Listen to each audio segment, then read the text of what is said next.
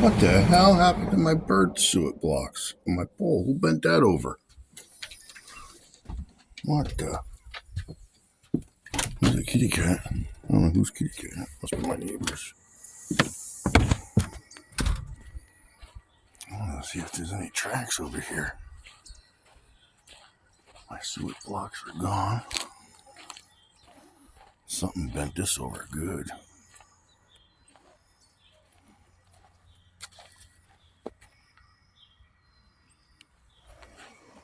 Top of that pole was up about 6 feet. It's down to about 3 right now.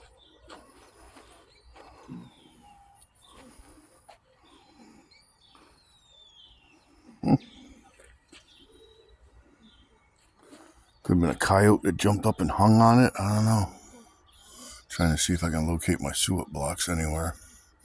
Just put a new suet block in it yesterday, so not seeing it anywhere. My neighbor has a birdseed stuff over there. That didn't get touched. Well, if I find it, I'll get back to you. Let me know what you think.